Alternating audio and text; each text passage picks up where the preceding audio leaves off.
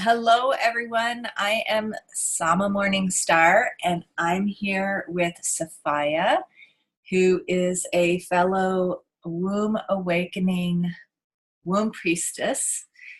And we are here to talk with each other and with you about our experience studying with and becoming mentors for the Fountain of Life 9-Moon Apprenticeship, which is coming up very soon, starting this year. When is it? January 13th, I believe, is the first day of the online apprenticeship. So as many of you might know who are watching this, I have been devoting my life to this womb priestessing and to womb awakening and womb healing work because, gosh, I've been doing womb healing work for many years, but last year my womb started talking to me and letting me know that some of the health issues that I was dealing with, basically my womb told me that she could give me all the energy that I needed in those exact words. And so it was like I was suffering from, depleted energies and various health issues from that. And my womb just said, okay, pay attention to me. This is where it's going to be at. And the more I dove into that, the more I realized how true that was. And I discovered the Fountain of Life organization and 9-month apprenticeship last year, and joined up after, so it was 2016 that my womb started saying that. And so then last year I joined the Fountain of Life apprenticeship. So I'd love to hear about your journey with that too, Safiyah. What brought you to studying with the Fountain of Life? Yeah, that's so beautiful. I love that message that your womb gave that to you. That's so powerful. And for me, well, for me, coming to the Fountain of Life as the mystery school has been, I feel like it's been a journey that has been guided my whole life in a way. But where I was at when I first started, it was after my children were born, and I have two daughters, and I had I was having a rough time. I'd had a lot of challenges with postpartum depression and just a lot of struggles there. And I came upon something that they were doing, the Total Rebirth course, and I was really intrigued by it, really interested. And so, I felt like I really needed a change, and I knew intuitively that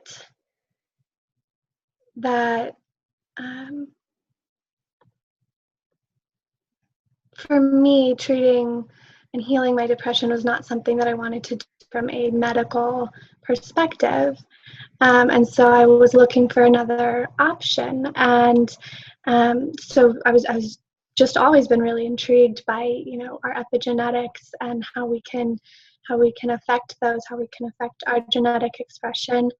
And I also am really interested in shamanic studies, and so that's a huge draw of what brought me to the Fountain of Life and the 9-Moon Apprenticeship, is because I had certain experiences with Mother Ayahuasca before I had ever had children, and I didn't feel like that was something I could continue. I didn't feel like that was something that I wanted to continue after I had children, but I still wanted to access those states of consciousness.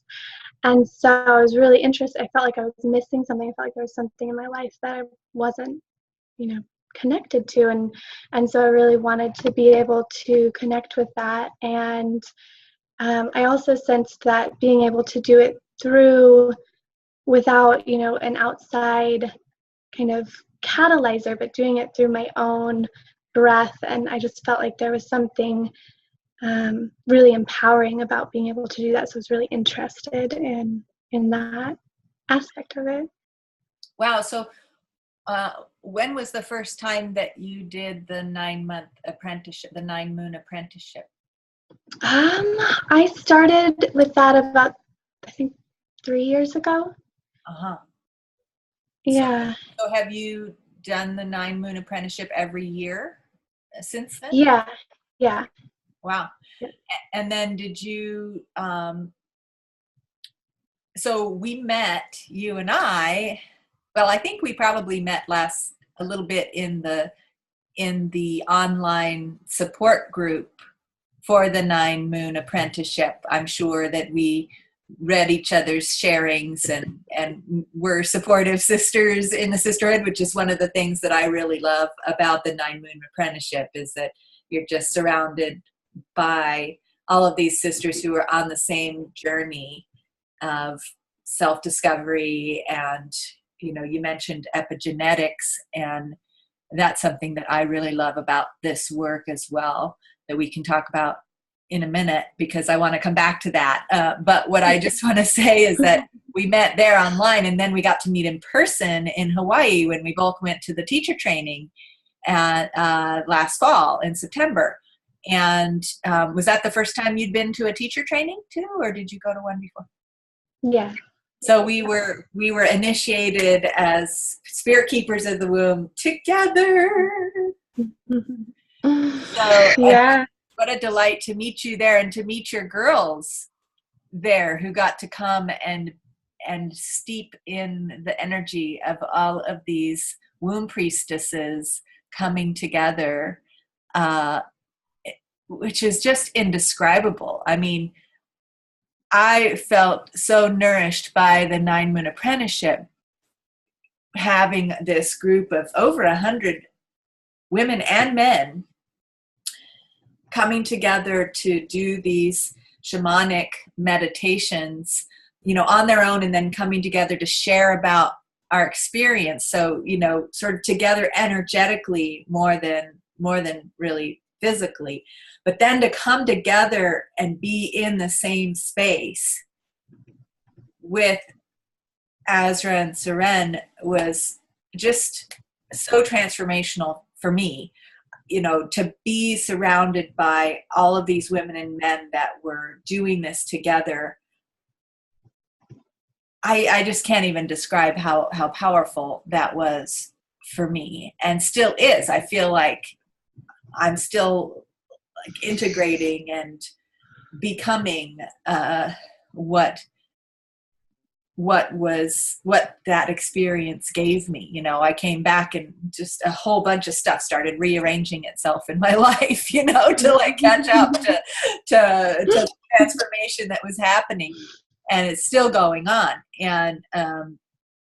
And that was already happening with the 9-moon apprenticeship. It was like, that's the nice thing about the format of this online apprenticeship and the style of teaching that Azra and Seren bring, that's particularly poignant for me, is that there's this deep permission for us all to go at our own pace, and a deep honoring of the fact that a lot of these things that, like the genetic imprints, the imprints on our genetic makeup that happen in the womb from traumas that our mothers might have had, or at birth from traumas that might have happened during birth and early childhood, these that deeply affect how we grow into the potential that our genetics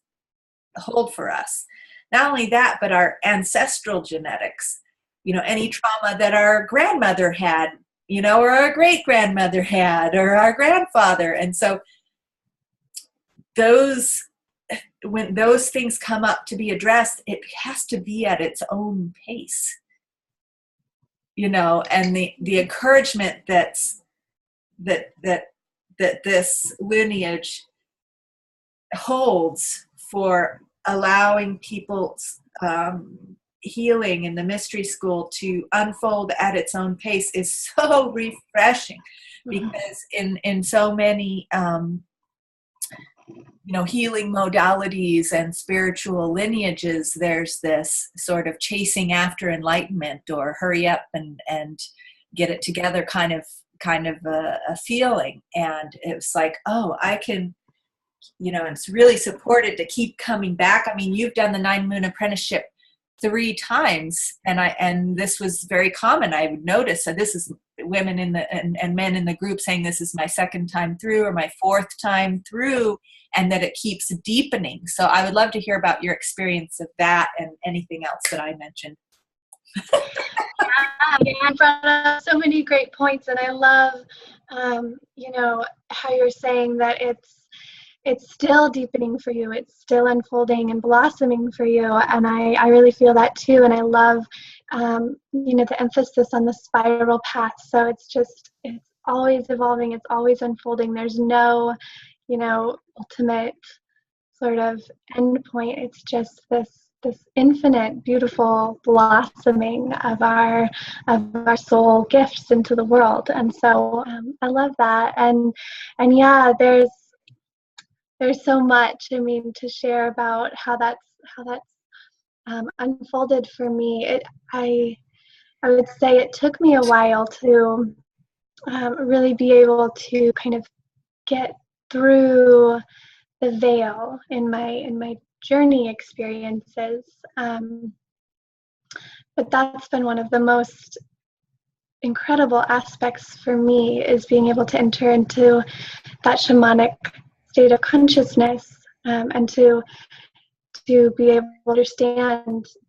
I love that there's so many really grounded teachings that they offer that really come from they're born out of their experience with Azra as a medical doctor even, and how that's really become a huge part of their work, but in a really organic and beautiful, natural way. And so just sort of having that kind of scientific affirmation to this really ancient sort of shamanic wisdom, I really appreciate that about the Fountain of Life and the 9 Moon Apprenticeship. And so, yeah, I just want to share a little bit about my journey. And so I felt for a long time like I was really stuck with my first year in the apprenticeship, and I was doing some of the individual courses before I signed up for the apprenticeship, and I was feeling stuck, and it wasn't until I had a mentor session with Azra that it just catalyzed this incredibly huge and profound shift, and I was able to really my first experience where I was able to really get into a deep, powerful shamanic state of consciousness. I was doing Dragon Shakti breathing after he had recommended that for me after we had talked. And he's like, I'm really feeling if you just commit to doing this a few times a week for a few weeks, that would be really powerful for you. And so I did that. And, so Dragon Shakti breathing is incredible. Just opens up so much energy in the womb and gets all of this energy moving. And a lot of times, we have to move through a lot of blockages. So I was moving through and I was feeling all of these different wound patterns from that I had experienced in this lifetime. And I could kind of, it's such a bizarre experience, but I could feel how it kind of connected into these other threads. And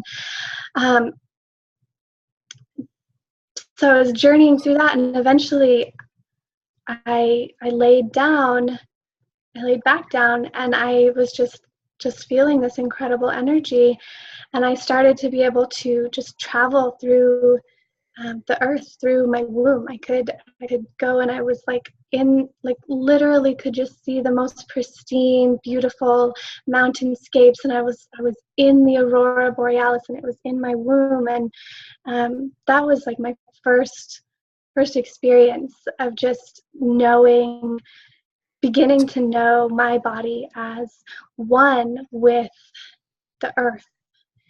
And shortly after that experience, I had another really profound experience during the Sacred Union spiral.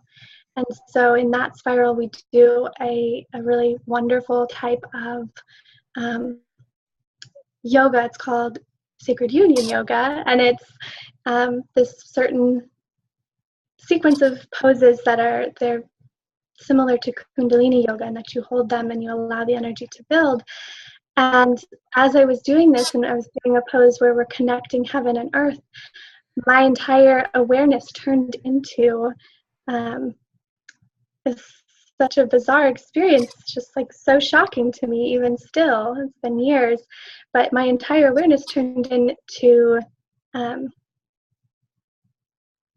it was like all of my bodies. You know how we talk about, or we hear about in different energy practices of we have the emotional body and the mental body, and it's like all of them came together, and I was just this infinite being. I felt myself going all the way out to infinity, and I had wings. I was this being with wings, and it was so incredible. Such an incredible experience. It just completely changed my life, and I'm still integrating that experience. And it continues to deepen and to unfold. And so there's just so much that I could say about how that just it's always like coming back to that spiral process. Is always there's something to move through, there's this resistance or this blockage, and then there's this huge opening into this incredible love. And then it's like we come back and we have something new to share, and we have something new to learn and to transform. That's what I feel. Yeah, beautiful. Gosh, I could really feel you as this infinite being with wings. And I've had, similar experiences on the journeys, the shamanic journeys, that for me,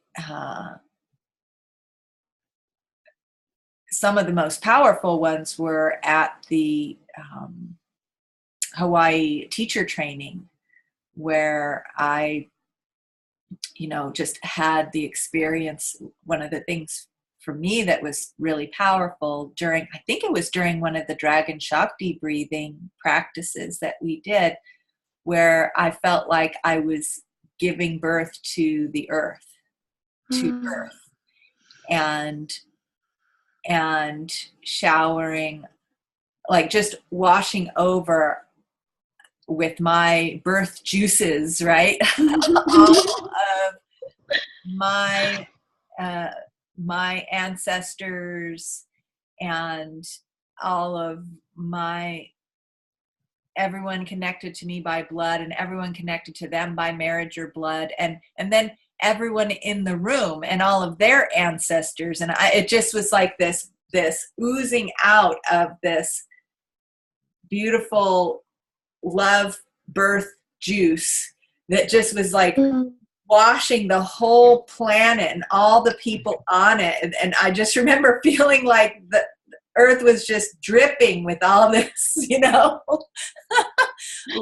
birth juice from, giving. And it was such a healing balm for, I went into that meditation with my own grief and my own patterns of really intensely painful emotional patterns that I was struggling with. It was amazing how they all sort of came up to the surface right before going to the teacher training. But that was happening it's all throughout the 9 Moon Apprenticeship too. It was like, I remember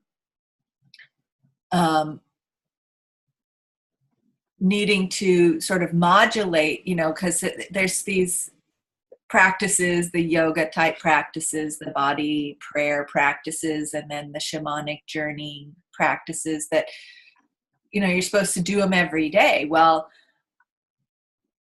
I had to do, because of the organization of my life and the timing of my life and the other things going on in my life, but also because of the intensity of what would come up and what would start to shift and move in my life.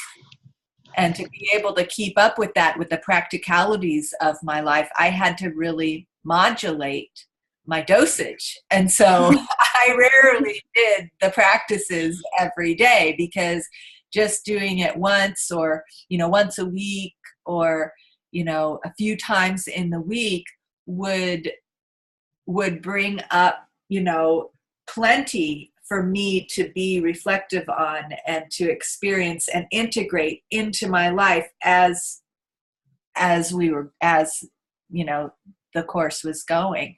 And so that one thing that I really love about the approach to teaching and mentoring is that honoring of everyone's natural pacing and everyone's inner wisdom for that. Because I've had plenty of experiences of teachers or coaches who are always pressuring you to do the next thing and to go at a different pace and do another private session or more private. If you just do more private sessions with me, then you'll get going further more quickly. And I'm like, no, my whole life has to keep up with what I'm learning. It needs to happen at the pace that feels right to me. And so I really appreciate that about Azra and Seren's approach.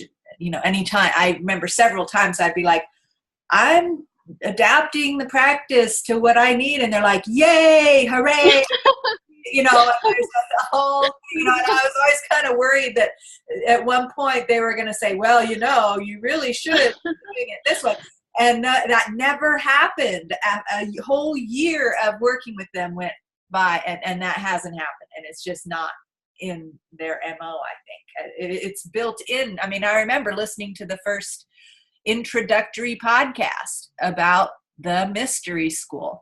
And that's a central foundational thing, is that if you try to push on some of these deep subconscious things that we're allowing to bring up, if you try to push on them, they just burrow deeper down into hiding. And I feel so grateful to have found, to be rediscovering this way of allowing what needs to come up and allowing these beautiful experiences to happen. Because you can't, force that to happen, the experience you had or the experience I had, it just happens out of that allowing. Yeah. And there's no control over it. You never know when it's going to be like this just completely world altering experience. It seems like, or maybe one day we will know. we'll have that foresight. But I really hear you, and definitely that is very similar to my own journey of easing into it, and especially as a mother. When I first started, I definitely was not doing the practices every day. And I really loved that. It was just this womb space, that is the womb circle that they help to, that they, the womb circle online, obviously, but also this womb that we're all held in. And by that, but for anybody else, I'm talking about, this dark matter that makes up 99% of the universe. That's really, you could call it a womb, and that's how I feel it. And that's what we're talking about here, is this great womb that is holding us, that lives within us, and that is just this completely pure energy of just allowing us. It just it's just this energy that just loves us so dearly. It doesn't want to push us or do anything to hurt us. It doesn't want to push us too far. But also, it feels like my experience is that I, like, for about 2 years I did, and I was just kind of like trying to get my bearings, just kind of trying to get my bearings with the teachings and the practices. And I was going through a lot in my personal life, a lot of big transitions, and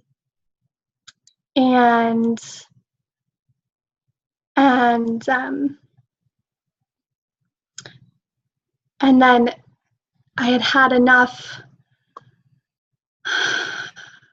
I don't know. My last year when I decided to do it, I was just like, I really made this deep commitment within myself that I was like, I'm going to do this. I'm just going to do this every day. I'm going to show up and do it every day, even if it's just, nothing. And I really decided to throw myself in because I was feeling like, I guess for me, that's where I was at. I felt like I had been regulating, but I felt like I needed to up the dosage, I felt like I needed to kind of give myself a kick because I was feeling stuck in some ways. And so that was also really powerful for me to be able to see, I'm gonna do this every day and see where it takes me. And it's opened up it's shifted some huge things, and some things in my life just completely fell away at the same time. And then it's opened up some really incredible new doorways as well in my life that I'm grateful for. So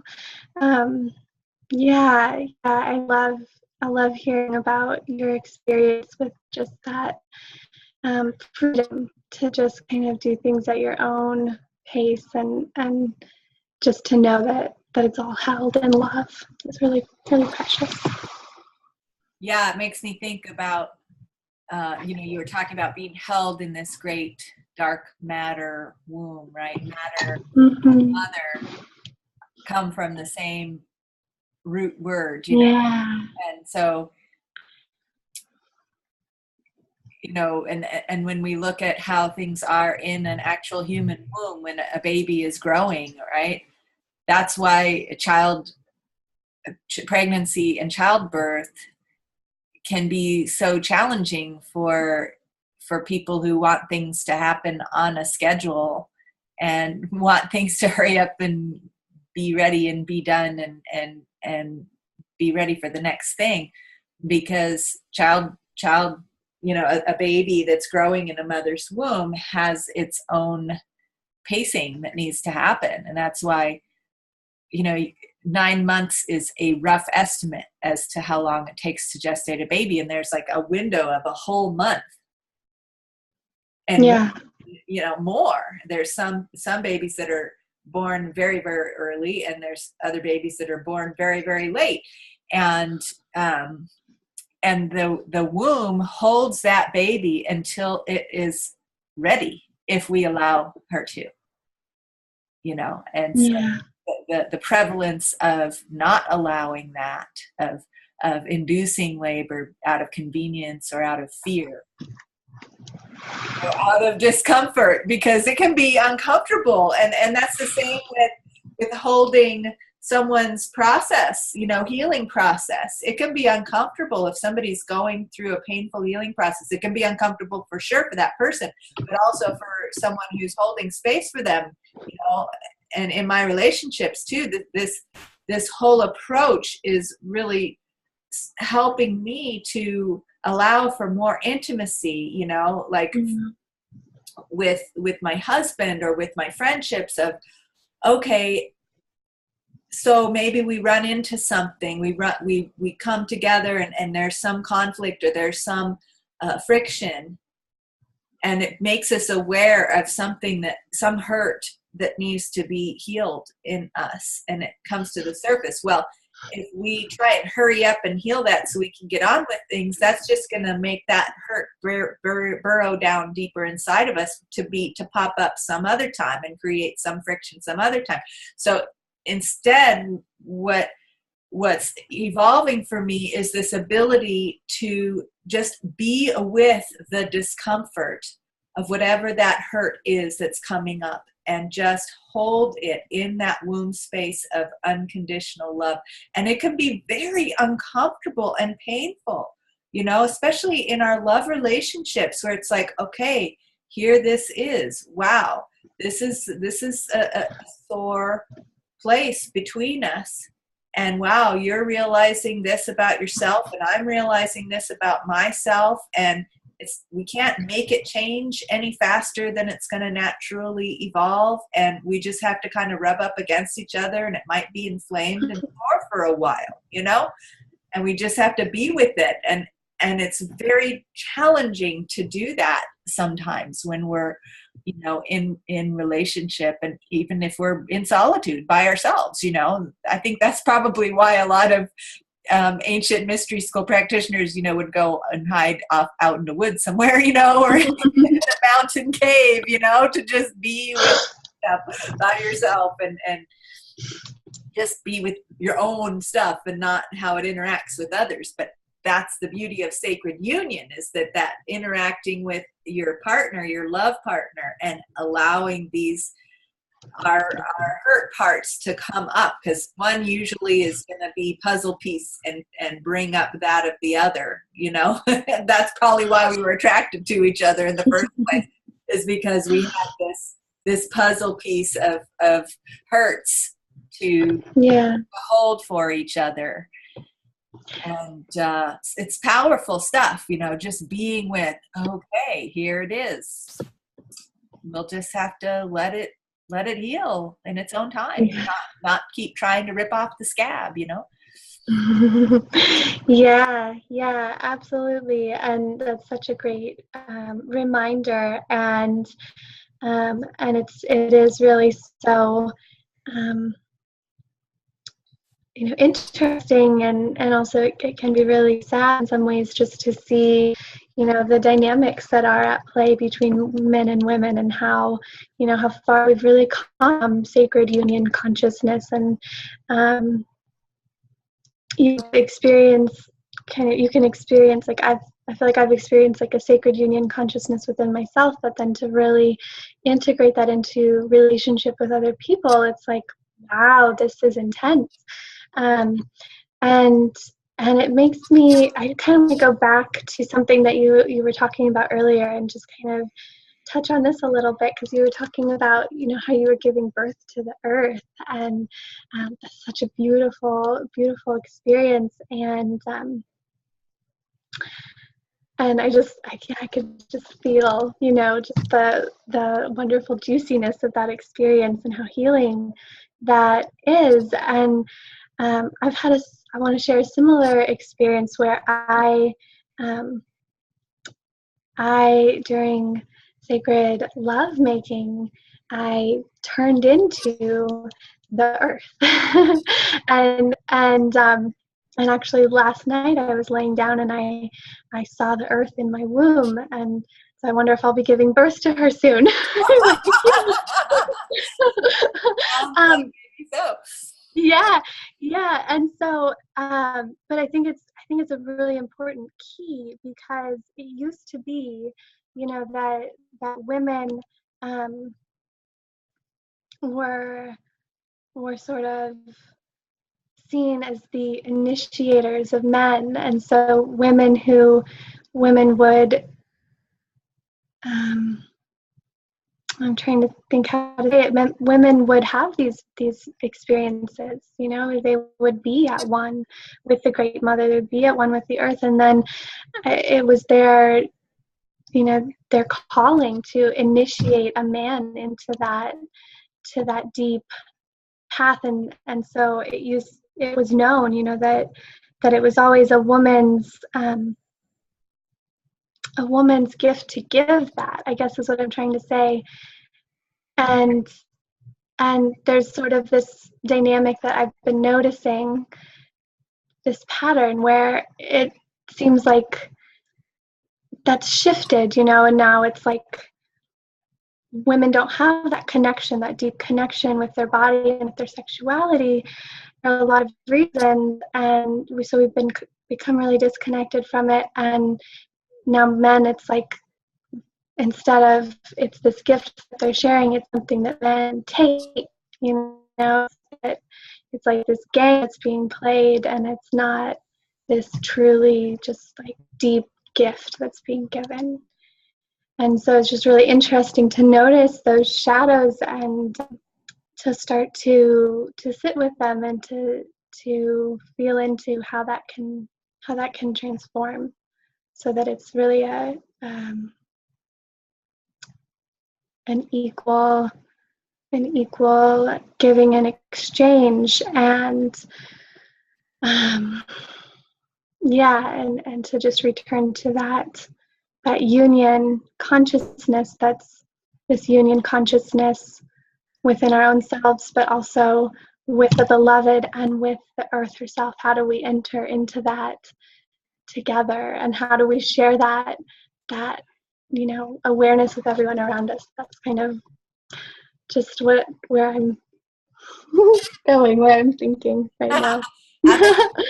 and that's some of the beauty of the teachings in the Fountain of Life Mystery School, is that it gives us some practices and some pathways to start to explore all of what we're talking about. We probably need to wrap up the video here, because knowing you and I, we could probably sit here and talk about this for hours and hours. We might need to do a part 2 of this video. Yeah. But thank you so much for joining me on this discussion, and I want to thank any viewers for listening in, and I hope that our experience has intrigued you and inspired you in some way. And Safiyah and I will, when we share this video, we will be posting links to find out more about the Fountain of Life.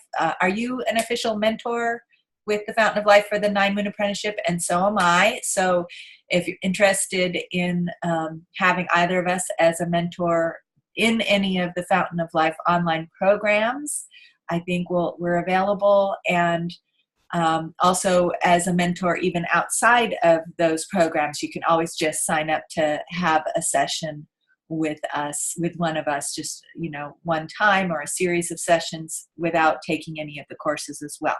So we'll post links, you know, to connect with us when we share this video. So thank you so much for joining us, everyone, and would love to answer any questions as well in the comment spaces available wherever we're posting this video for you to view.